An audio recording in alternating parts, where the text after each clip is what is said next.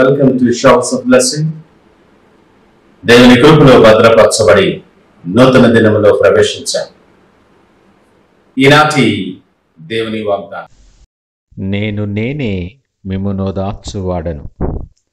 I am he that comforts you. యెషయా గ్రంథం 51వ అధ్యాయం 12వ వచనం. Praise God. ఈ నూతన దినములు దేవుడు మీ కొరకు సిద్ధపరిచిన ప్రతి దీవెన ఆకాశపు వాకిళ్ళు విప్పి మీ మీద కృమ్మరించెనుగాక. మరి ఒక నూతన దినాన్ని ఆరంభిస్తున్న నేపథ్యములో ప్రేమ కలిగిన వాగ్దానము ద్వారా దేవుడు మనల్ని దర్శిస్తూ ఉన్నాడు. ఈ ఉదయకాలం మాటలు వింటున్న ప్రియ దేవుని జనాంగమా, ఒకవేళ నీవు ఈ ఉదయకాలం హృదయ వేదన కలిగిన భయంకరమైన పరిస్థితుల్లో ఉన్నావేమో, బాధ చేత చుట్టబడి కృంగిన నేపథ్యములో ఉన్నావేమో, కన్నీరు కారుస్తూ ఏంటి నాకు ఈ పరిస్థితి అని ఆలోచించే నేపథ్యములో నువ్వు ఉన్నావేమో, నీతోనే సూటిగా మాట్లాడుతున్నాడు దేవుడు. ఆయన ప్రతి పరిస్థితికి చాలిన దేవుడు. నీ పరిస్థితి ఎలాంటిదైనా, నీకు కలిగిన బాధ దేని వలనైనా సరే, వాటన్నిటినీ సరిచేయగల సమర్థుడు ఆయన.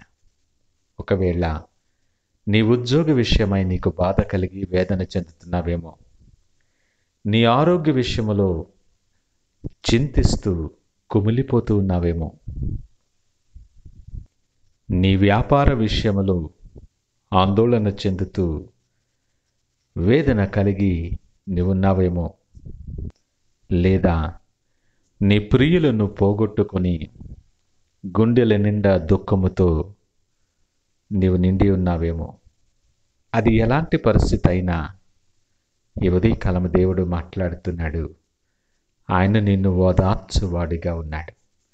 నిన్ను దర్శించి నీ పరిస్థితిని బట్టి నిన్ను ఆదరించి ప్రతి కన్నీటి బాష్ప బిందువును తుడిచి నిన్ను ఆదరించే దేవుడు ఉదయకాలము నిన్ను దర్శిస్తూ ఉన్నాడు.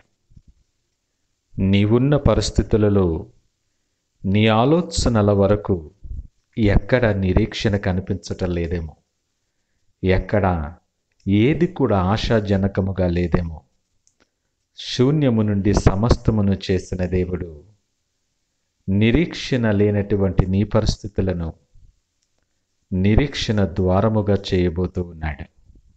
ఏ పరిస్థితులు నిన్ను కలవర పెడుతూ ఉన్నాయో, ఏ నేపథ్యం నీకు బాధ కలుగు చేస్తుందో, వాటిని నీకు దీవెనకరముగా మార్చబోతూ ఉన్నాడు.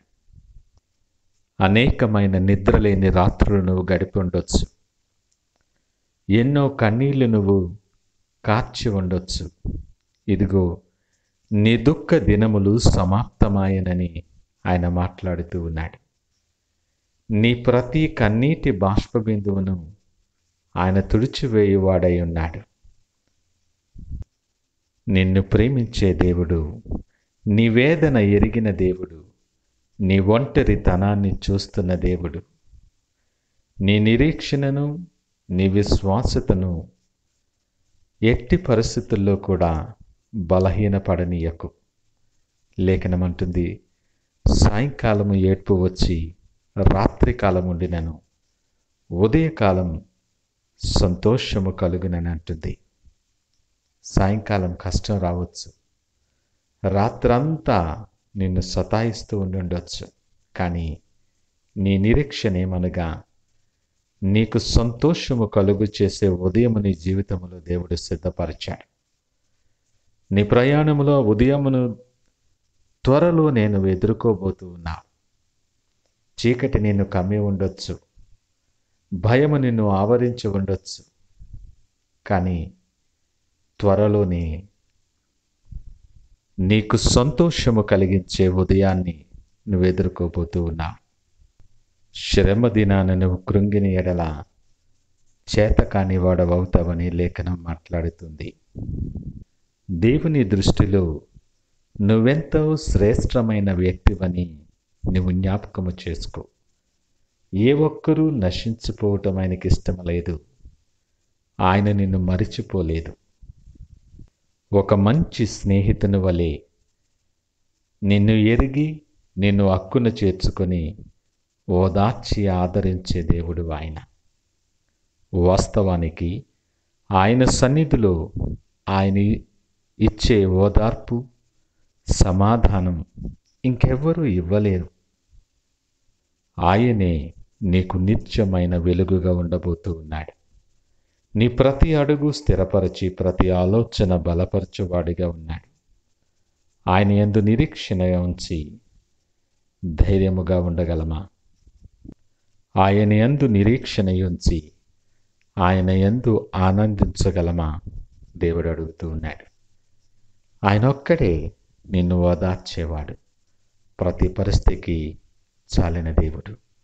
ఈ నూతన దినం అలాంటి దేవుని వైపు చూస్తూ, సజీవుడైన నీ ప్రియుని వైపు చూస్తూ, నీ హృదయాలు ఆయన సన్నిధిలో కృంభరించి ఆయన నీ వెంట రాగా సిద్ధపరిచిన దీవెనకరమైన మార్గాల్లో సాగిపోవటానికి సిద్ధపడదామా? ప్రార్థించుకుందాం. పరిశుద్ధుడు, ప్రేమ నమ్మకమైన మా యేసయ్య, స్తోత్రాలు, వందనాలు. మమ్మలను ఓదార్చు దేవుడవు, ఆదరించే దేవుడవు, మీకు వందనాలు. నాయన, నీకు వేరుగా ఉండి మేము ఏమీ చేయలేం. మా ప్రతి పరిస్థితుల్లో, ప్రతి అడుగులో నీ సన్నిధి మాకు కావాలి. నీవు ఆకాశమందు ఉండగా మాకింకేమీ అక్కరలేదు.